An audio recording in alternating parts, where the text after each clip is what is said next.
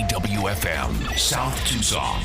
The views of this program are not necessarily those of KWFM, its management, or its sponsors.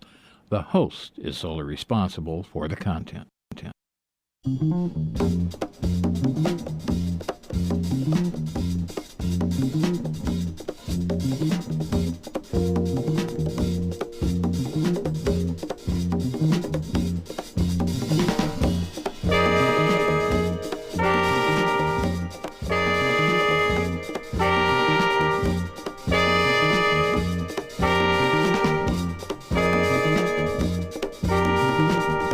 On a mission given to me by Woody Shaw, Sunship, Dizzy, and Billy Higgins, dedicated to pursuing a piece of our cultural heritage through interviews with my jazz heroes, this is The Jake Feinberg Show.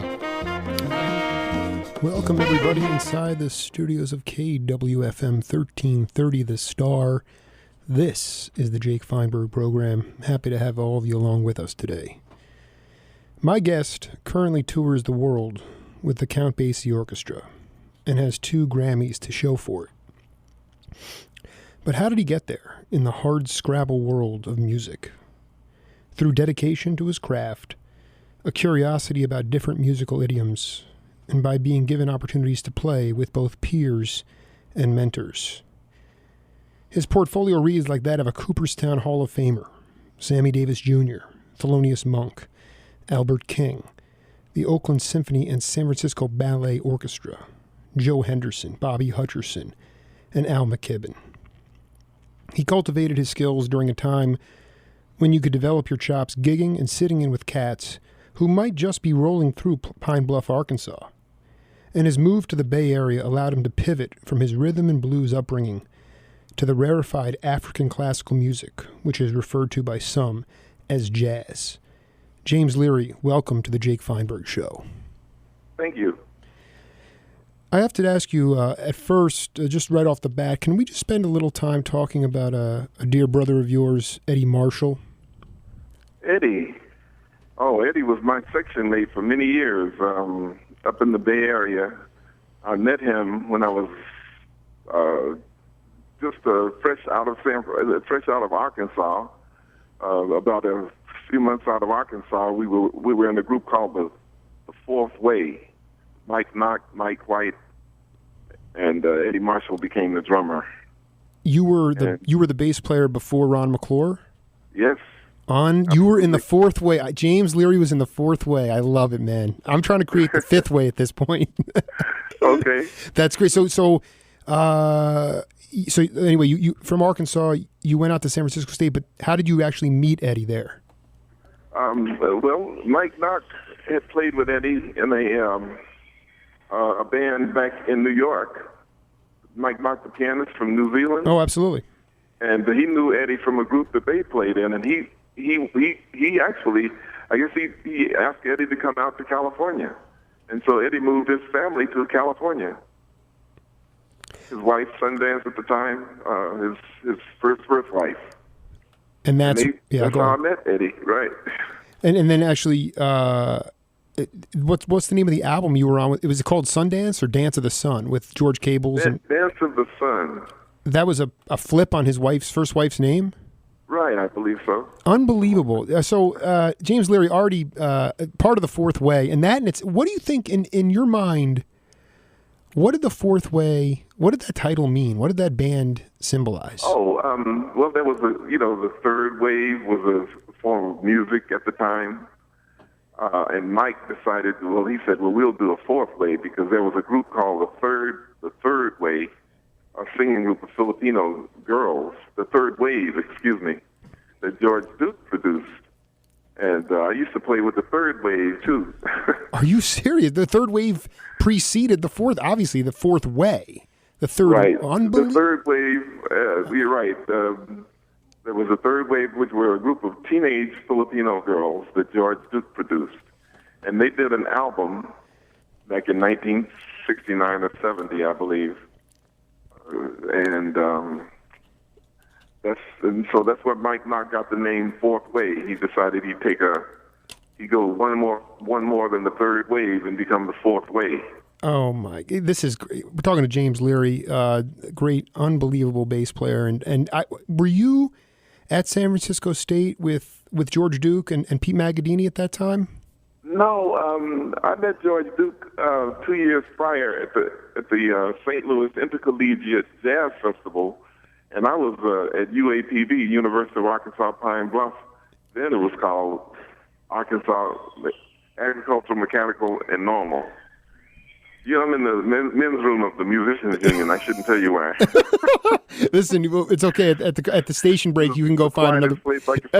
Listen, it's all right. No, I mean, listen, it's. Let me tell you something. Let's get back to this St. Louis Intercollegiate thing. That must have been a trip. What was going on at that? You all were meeting up and playing at that? It was a festival of sorts? Yeah, well, George was in a group from San Francisco State, and I was in a group from Arkansas Pine Bluff with Cornelius Smith and John Stubblefield. Actually, John Stubblefield had graduated, so John Stubblefield was not in the band at that time.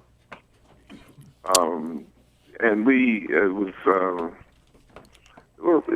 a couple of guys are not even in music now.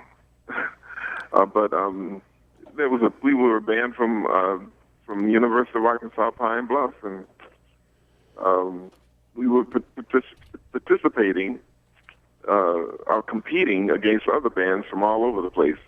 Matter of fact, the band from the University of North Texas won, playing some Brubeck.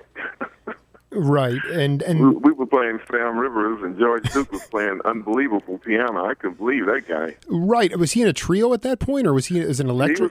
He was playing in a trio. I believe it was a trio. I met all these guys when I moved to San Francisco. Well, and this is, I just, I want to, we're definitely going to go back to Little Rock because it's imperative as part of this journey. But I have to ask you, you collaborated so much with so many guys that have put me on this mission. I mean, I never met Eddie Marshall or Manny Boyd. I had an opportunity. I was born in 1978. Okay, I was born well after all the great, when your career was already well underway, almost a decade. And I was a grown man. Exactly. And what I'm saying is these guys who appreciated difference, who loved culture and never put labels on everything, just played music. My question for you is, when you were collaborating with Eddie Marshall and Bobby Hutcherson, George Cable's, the classic Waiting album where you're sitting at the bus stop, or even before that, did you throw the term jazz around a lot, or were you guys just making music? I've never heard the term jazz used by any musician before. You've never heard that term? I've never heard it used by a musician. That's great. I mean, please talk. We play in jazz clubs. We just go along with the plan. But what we're really doing is making music, and sometimes you make a little money playing that music. Just a little bit. Nobody called it jazz. Nobody called it jazz.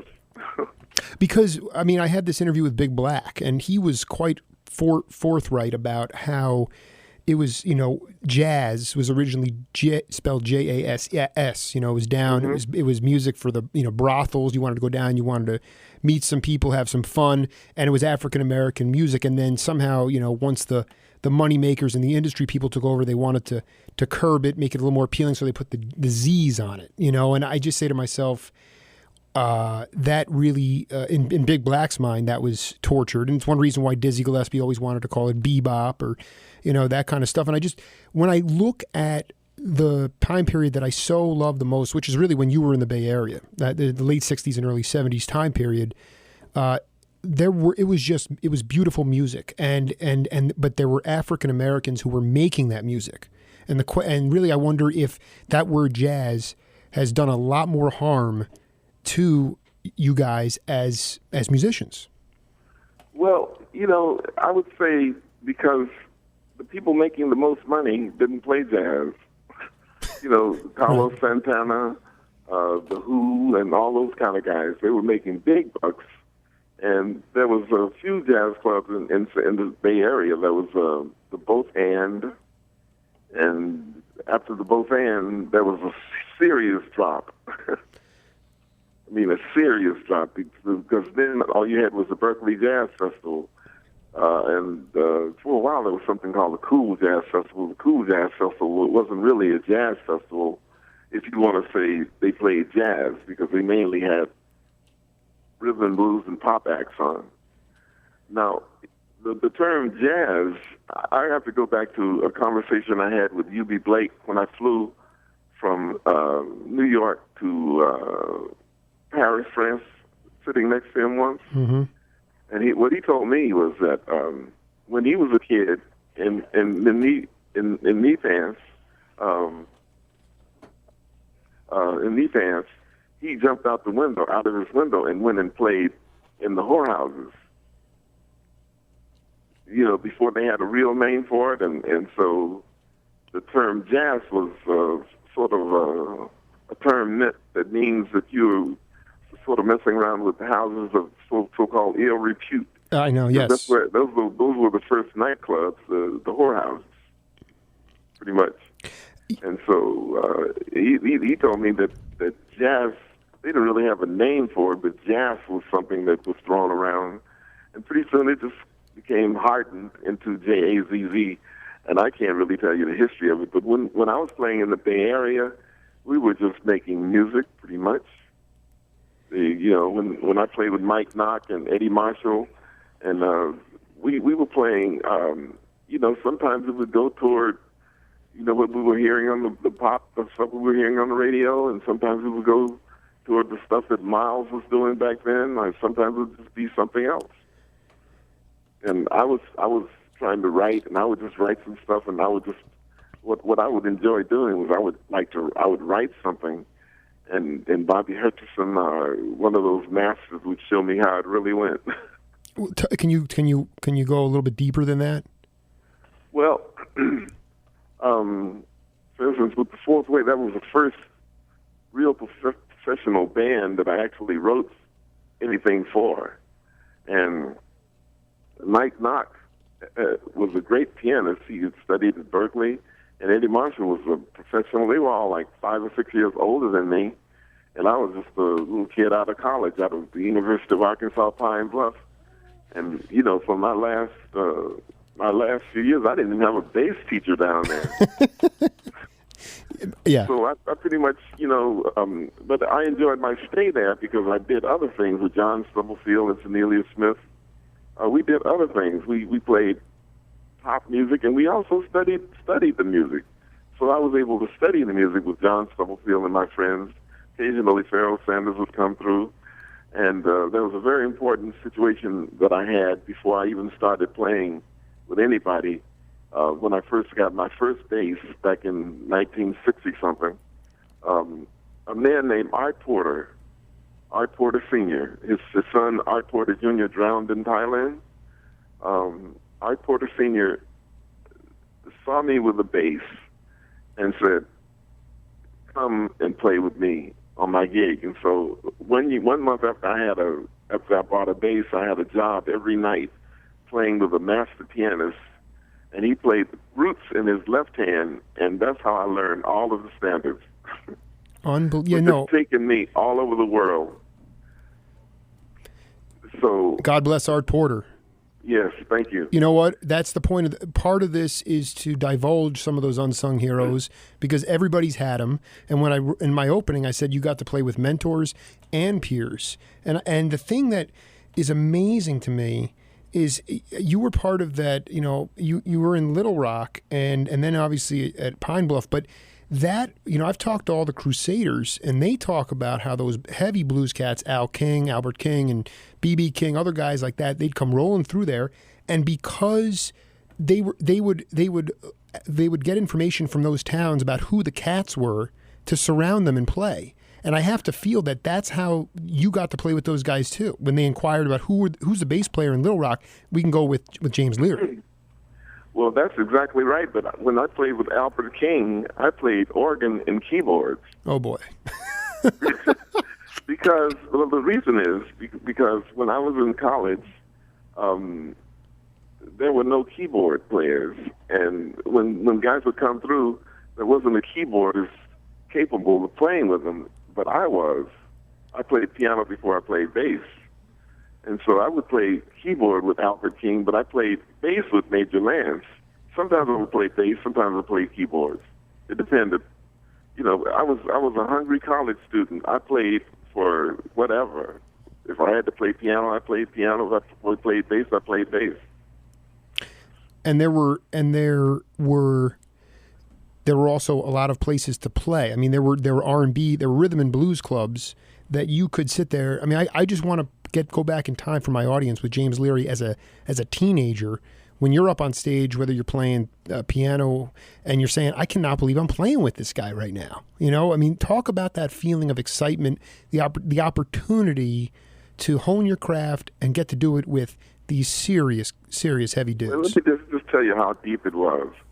I did not realize that Pine Bluff, Arkansas had an airport until Major Lance flew into it. Okay? Yeah, right. I've never seen anybody get off of an airplane to come to work, and I'm working for them, okay? Mm-hmm. So I had never seen that.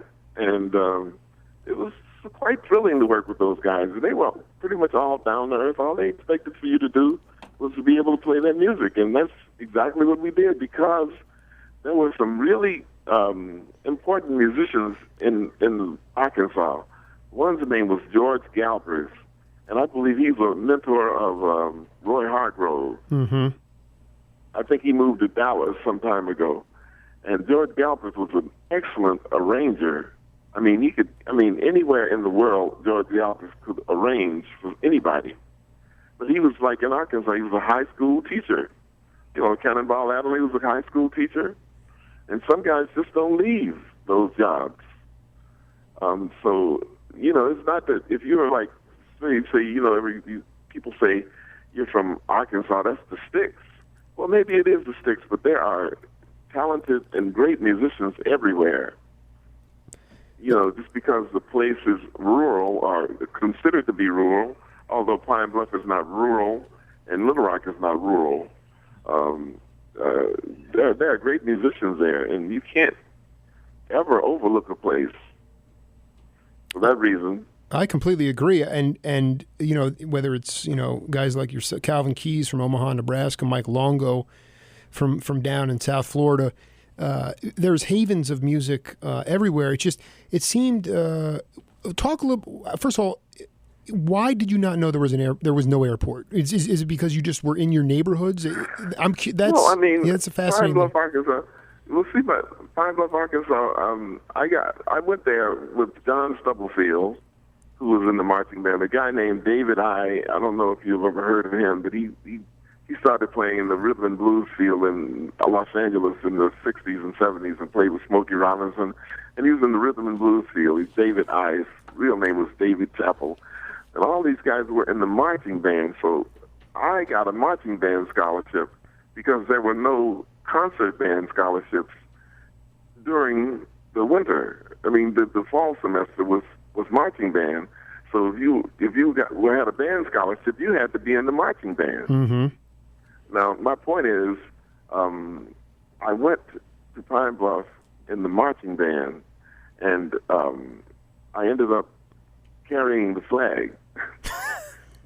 And I didn't. And we marched on the agricultural field where they kept the cows, and so I couldn't see how Pine Bluff could have an airport. Right. Because I'm marching, stepping over the cow patties, okay, the cow pies. Uh-huh. And so I just never considered Pine Bluff to have an airport, but Pine Bluff has an airport.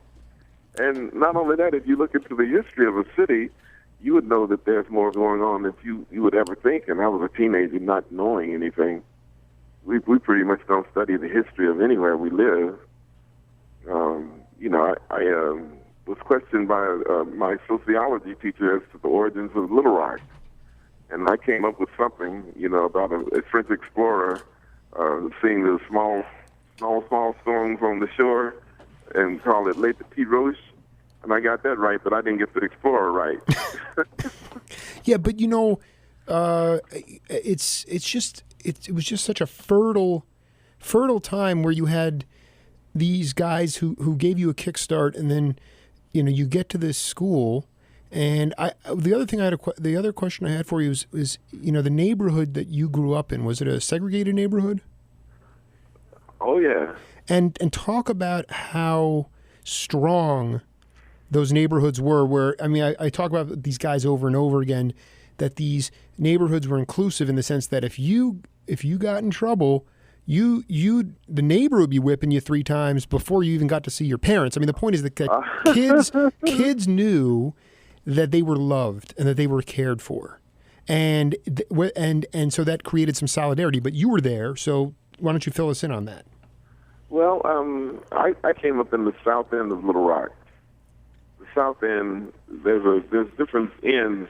There's the west end, there's the east end, the south end, and the north end, which is North Little Rock, where Pharaoh Sanders comes from.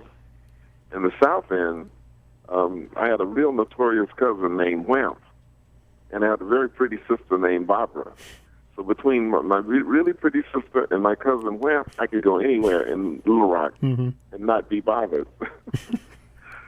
But my neighborhood, coming up in my neighborhood, well, the only real white people we saw were the municipal workers, the guys who went through selling fruits and vegetables, and the guy that collected the rags.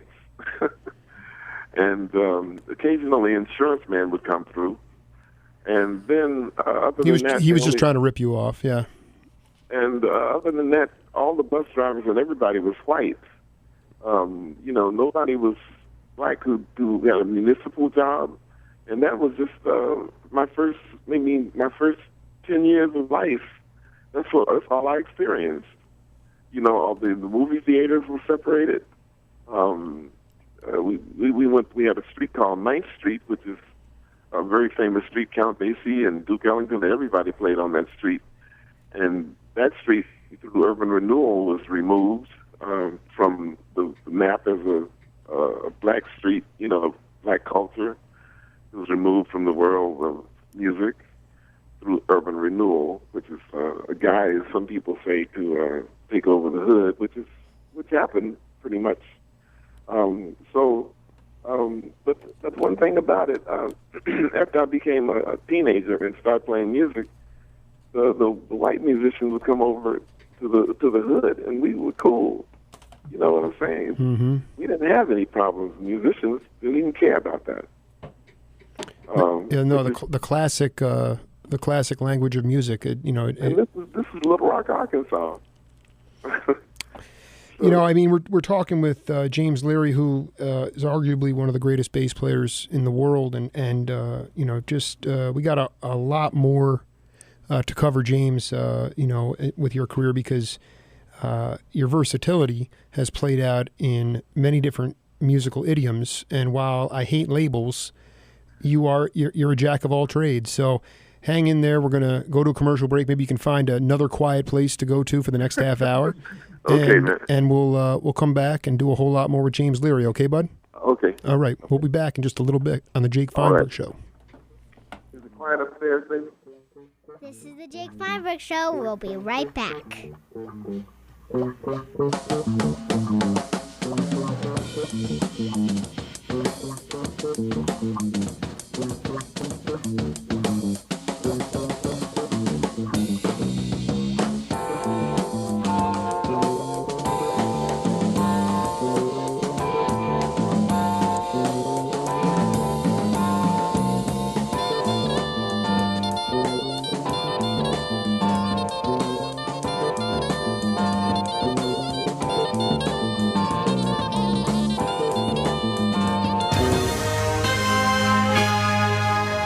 NBC News Radio, I'm Monica Stein. The threat has not been completely eliminated. It has been significantly reduced. Steve Yacone, special agent in charge of the FBI's Denver office, saying the apartment of massacre suspect James Holmes is still a threat. Bomb experts disarmed a tripwire on the front door, allowing them to get a better look at what they were up against inside. Aurora, Colorado Police Chief Dan Coates says that door was booby-trapped to kill police and civilians alike. And if you think we're angry, we sure as hell are angry about what has happened to our city, what has happened to these wonderful people who live here, and also what he threatened to do to one of our police officers. Suspect Holmes has a lawyer, and he is not cooperating with police investigators. At least 30 of the shooting victims remain hospitalized. Some are in very serious condition. 12 people were killed when the suspect opened fire in a crowded theater at a midnight premiere of the new Batman movie, The Dark Knight Rises. This is NBC News Radio. If you like painting and saving, ask Sherwin-Williams and save 40% on paints and stains during our 4-day super sale, July 20th through the 23rd. With 40% off our great paints and stains and 30% off painting supplies, you can give your whole home a color makeover. But hurry, these savings are so super, they won't be around for long. Find your nearest store at sherwinwilliams.com/sale. Retail sales only, some exclusions apply. See store for details. I'm a mid-sized business. One of the engines of a smarter planet. I want to run my business in the cloud. Who can I trust? A bookstore? A search site? I need a partner with experience. To manage my infrastructure. And help keep my data secure. Introducing IBM Smart Cloud, starting at $56 per month. Learn why IBM is the smarter choice for cloud at idm.com/engines/cloud. Price subject to change.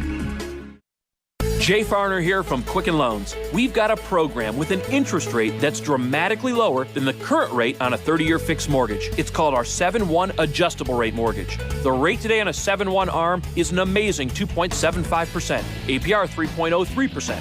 This incredibly low rate is locked until the year 2019. After that, it may adjust once per year. Call us today at 800-QUICKEN. We'll help you keep more of that hard-earned money in your pocket where it belongs. Maybe that's why for the second year in a row now, J.D. Power & Associates ranked Quicken Loans highest in customer satisfaction for primary mortgage origination in the nation. I believe there's never been a more perfect time to refinance or purchase than right now. Again, the rate today on a 7-1 ARM is an amazing 2.75%, APR 3.03%. So give us a call today at 800-QUICKEN. That's 800-QUICKEN, or visit us at QuickenLoans.com. For J.D. Power & Associates award information, visit jdpower.com. Adjustable rate subject to change. Call us for cost information. Equal housing lender. Licensed in all 50 states. NMLS number 3030.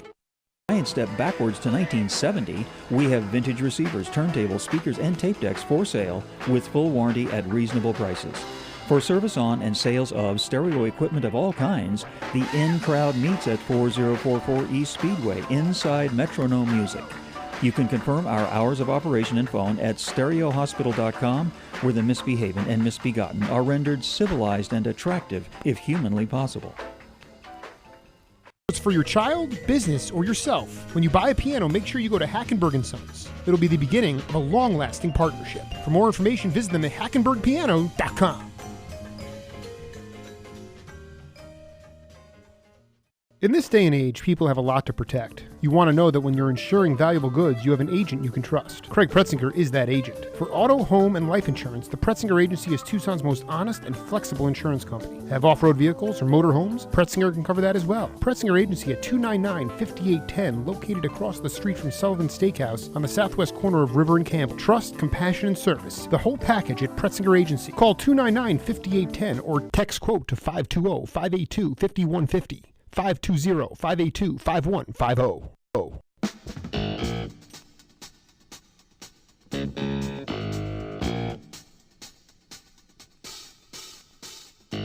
If you're not part of the solution, you're part of the problem. Be a part of a new coalition with Jake Feinberg. The second half of my show starts right now. Welcome back, folks, to the Jake Feinberg Show. We're joined today by bass player James Leary. James, welcome back. Thank you. You know, I wanted to ask you a little bit about, just touching on this because you mentioned it, this idea of urban renewal. That occurred in the early or late 60s and early 70s. And can you be a little more descriptive about, they really were trying to get rid of the ghettos, quote unquote, but in a lot of ways they stripped true African-American culture out of there by doing that. Is that fair? Well, I can just speak of 3 or 4 places that I've seen. Memphis, Tennessee is one. And then Little Rock is another. Then there's Dayton, Ohio. A few other places where guys have mentioned that urban renewal is what killed the scene. Maybe St. Louis as well. St. Louis, Kansas City as well, I believe. Where they would, just leave the neighborhoods barren. They would just strip the neighborhoods, tear down all the buildings, and leave a few Another quiet place. Another quiet place. Yeah. It's all good. Yeah, it's with kids. Yeah, I mean, it's musicians. You know, Harmony Project here. My godson goes to the Harmony Project, and he's singing right now. That's good. Right. Yeah. So he's 7 years old, but he's going to play bass. Upright? Right. He's going to get a half-size bass. He's going to play. He's going to learn how to play on that. Hey, when you say it killed the scene, it took away some of the nightclubs, and it took away the opportunity for, maybe some white musicians to come in, Latino. I mean, it was a mix of. When you say it killed the scene, you mean the music scene? Right. I mean the music scene. The only mixed music scene was 9th Street. You know, there was no other mixed music scene. I played private white clubs with Art Porter. That's what we played. We played because they don't serve drinks, and so only in private clubs could you get mixed drinks. You know, where the bartender would actually mix drinks and serve them. Otherwise, you have what they have called setups. We don't need to talk about all that. No, it just couldn't buy a mixed drink, and so we played these white private clubs.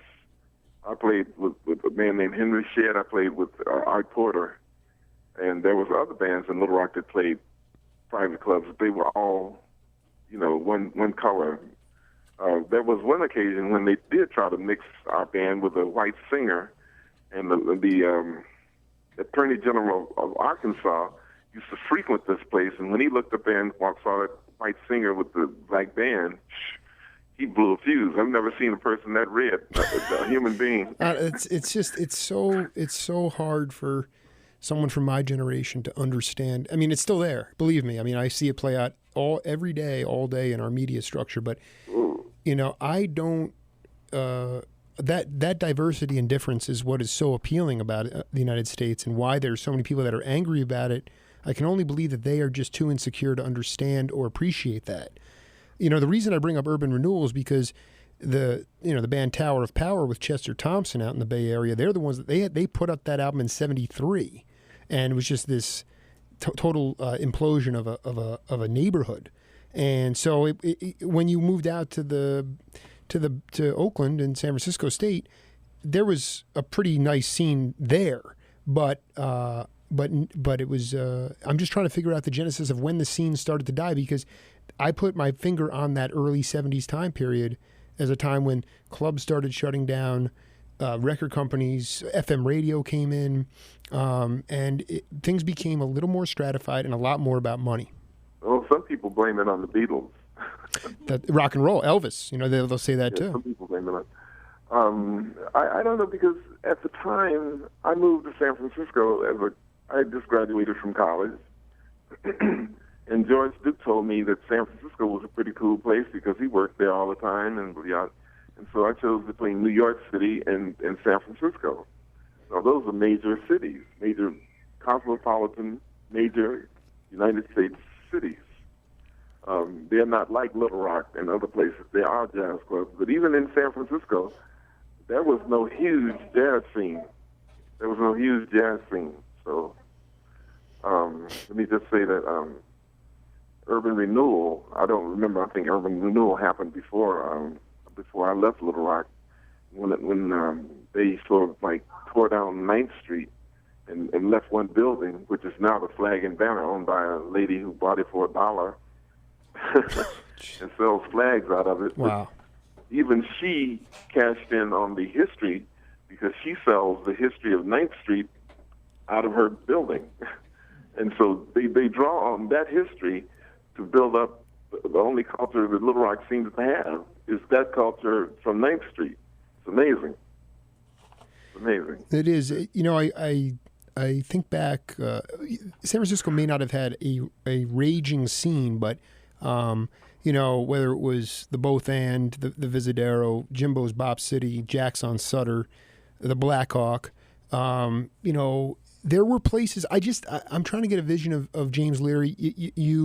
Were you bringing, lugging that upright bass to these clubs? What were your first gigs? Were they classical gigs, or were they how did you get into the scene? Was it just by showing up? My first gig on the bass, when I first arrived in San Francisco, one of the first things I did was call George Duke. Of course. And he took me over to the Trident. The Trident was in Sausalito, where Denny Zeitlin was performing with basically he switched to electric bass. Chuck Israels. Sure.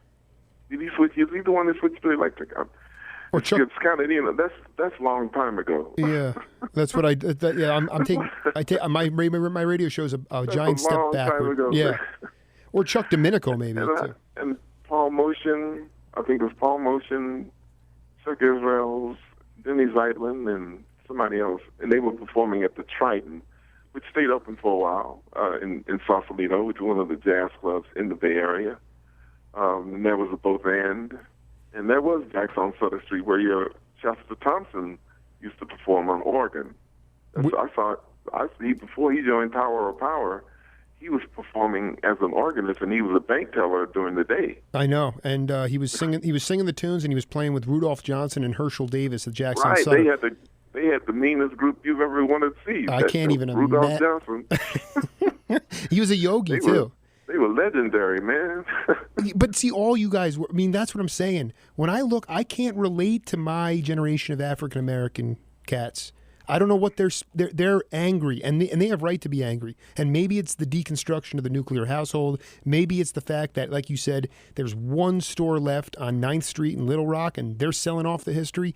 I don't know what it is. But when I look at you guys, the fact that you guys were curious, that you had to master what came before you, and then obviously you interpreted your own accent and you put your own taste on the music.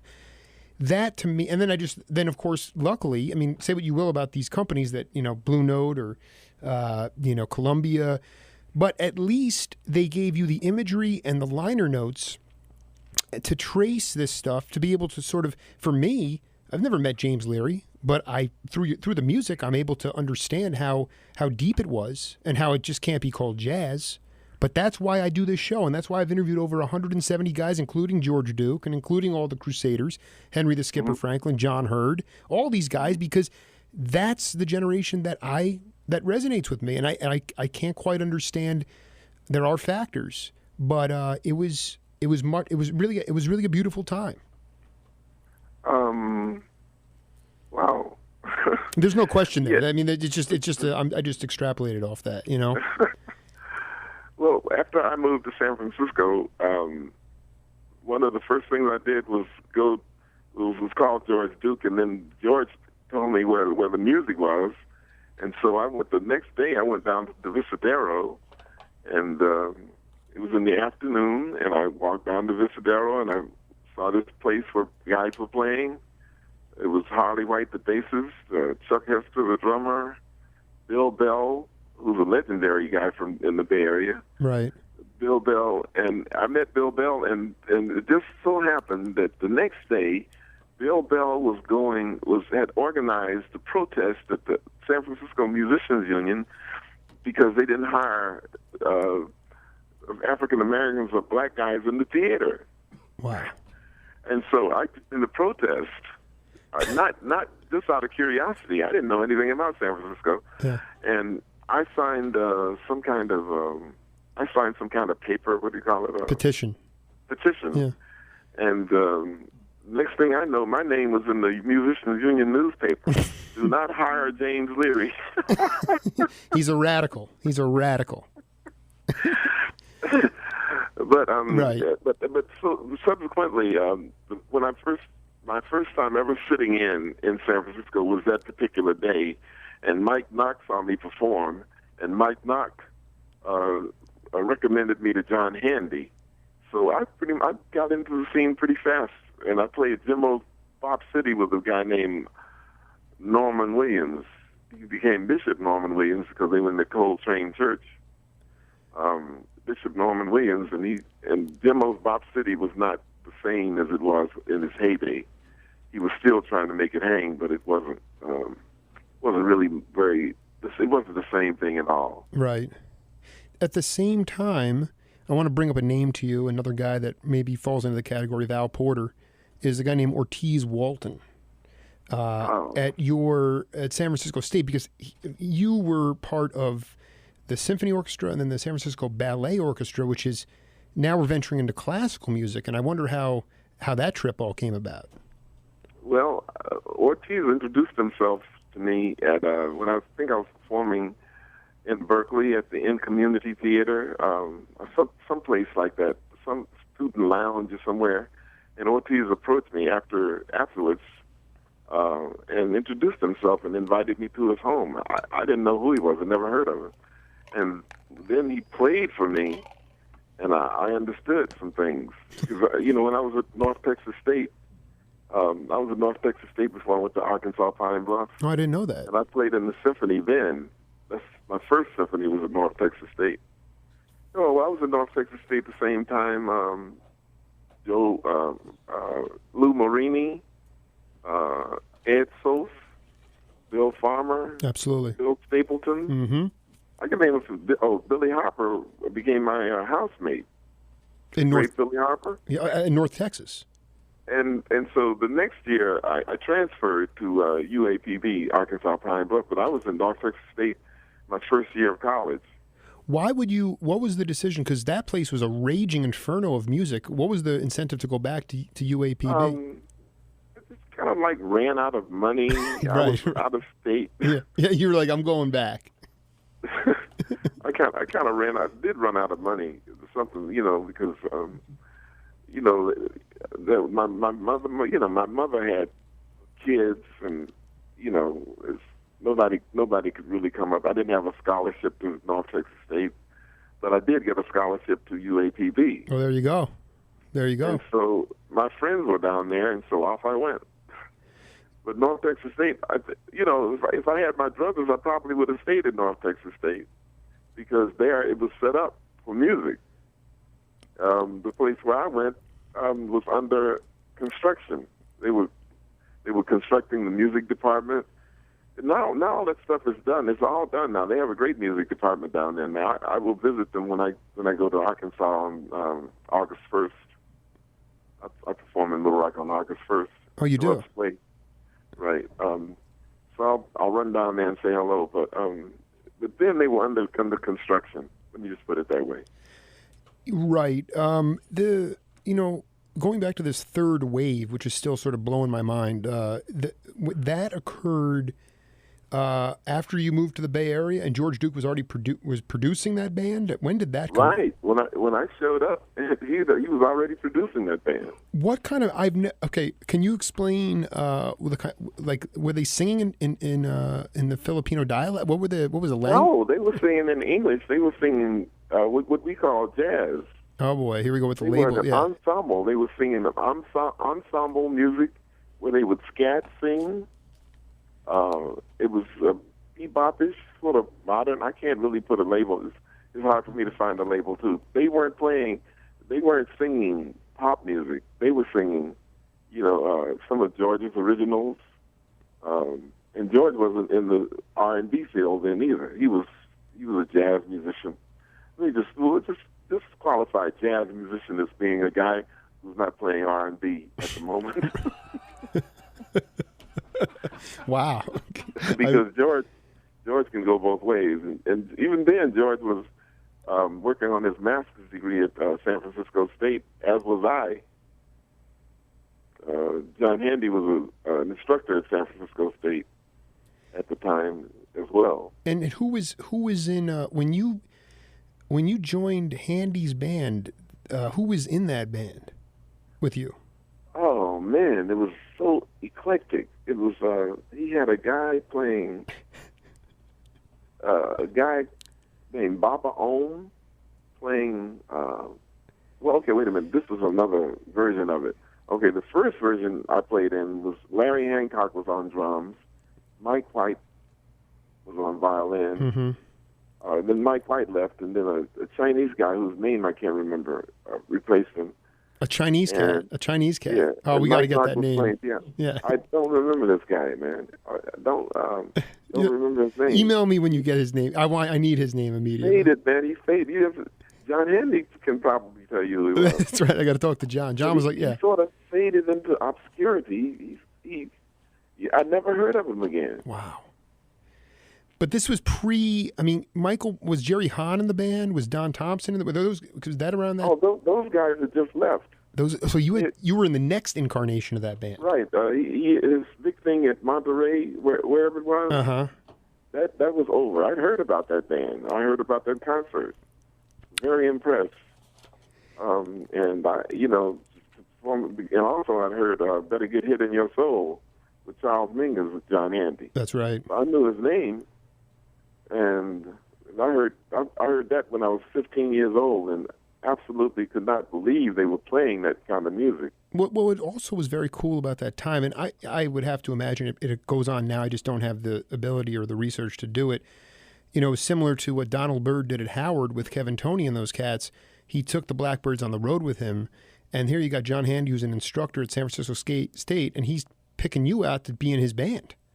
I mean, that's a pretty hip and pretty avant-garde thing to do. I don't know how much that goes on today because of the politics of universities now. Well, at that, I don't think I was involved in San Francisco State at that particular time. We're talking about from 1960, when I arrived in 1968, to join John Handy's band. I wasn't in San Francisco. You were already out of school at that point. Okay. Around 1969, 1970. We've got about 5 minutes left here, and I wanted to hit two guys.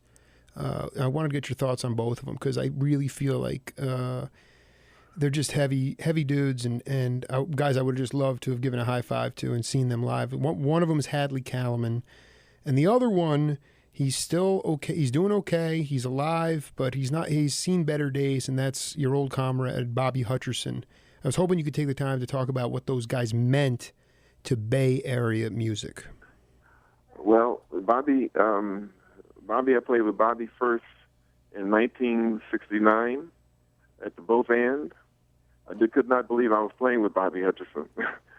And Billy Higgins was on drums. I could not believe I was playing with these guys. Because the 1 year before, when I was at the University of Arkansas Pine Bluff, I picked up Bobby Hutcherson's first record. And here I am playing with Bobby Hutcherson 1 year later. I could not believe it. Wow. Not only were they masters, Billy Higgins didn't really stay in the Bay Area, but Bobby did move to the Bay Area. And he is a master of music, one of the innovators of the vibraphone, just living in the neighborhood. He used to be in the neighborhood. No big deal. So humble. He was a master, man. My God. Not, the guy can't just say, "Hey, Bobby." He was like that. But when Bobby started playing my music, that's when I started learning a lot more. Because, something that I started, I knew the roots and ins and outs of. He would take it and do what a master would do. That's how. And Hadley Kalaman was also a master musician. He was a vegetarian when I first met him. And he's a very interesting guy. I had no idea he was like maybe 15 years older than me. No idea. and they were the pretty healthy cats, man. Just playing great music, just a great musician. We used to rehearse in my garage, Hadley did. My aunt's garage, where I lived with my aunt, and we used to practice in the garage. Hadley Kalaman, Eddie Henderson, a drummer that moved to France named Oliver Jackson, and Todd Cochran. Oh, Bayete? What was it? Yeah. Bayete, Todd Cochran. We used to rehearse in my mother and my aunt's garage. Oh, where are the analog cassettes of that stuff? We need to get that out immediately. And there are some tapes that we did in studios for studio classes. The collaboration of when Michael Carvin came around about 1971. We actually did go in studio and record some things. And Michael Carvin has one of my compositions, 25. I don't know where he doesn't know where it is either. But I gave Todd Cochran a 2-inch reel of one of his pieces. But there are some things, but not from the garage. No. Hadley, Eddie Henderson, Bayete, James Leary, and Ortiz Walton also joined us for a while. Ortiz, and let's not label that. Well, that was just music. I mean, that was fusion at its razor's edge, or what were you playing at that time? Well, because I didn't really care what the music was. I just played music. Mm-hmm. I didn't really. Nobody called it anything. We were just all good musicians playing music. Todd was writing a lot of stuff. Eddie and Hadley didn't really write anything. They just came and played. Eddie Henderson was in medical school, and Hadley, I'm not sure what he did for a living. I think he played. I'm not quite sure. He ended up playing a lot of Latin music, so I don't really. And we didn't all play together. We just sort of jammed in the garage, in the garage, and guys played gigs wherever they could play or whatever. We didn't actually play gigs for that particular band. But Todd actually became the leader of a group that eventually recorded with Michael Carvin and Wayne Wallace and myself. That group recorded. That's on Fantasy, and that's some very interesting music. We were practicing a lot of music then. That was on Prestige. Yeah, that was in the Fantasy Studios at that time. Mm-hmm. Just really in about 30 seconds, can you talk about Together, the new album that came out? Because when did it actually get cut, or is it tracks that were done over a period of time? Well, in 1980, I did my first record called Legacy. I had a big band, and we were rehearsing, and John Collar heard us and decided to record us.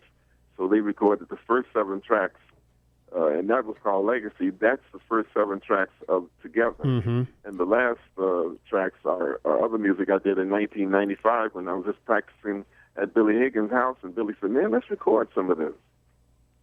So all this music was laying around, and so it was put together by Dawan Muhammad into a package, and that's Together. I can't wait to get my hands on it. It looks really appealing. And James Leary, thank you, my friend, for being in the Union and taking the time today to spend on the Jake Feinberg Show. You're very welcome. Take care. Thank you. Bye-bye. We'll see you all next week, or 2 weeks. Care. Bye-bye.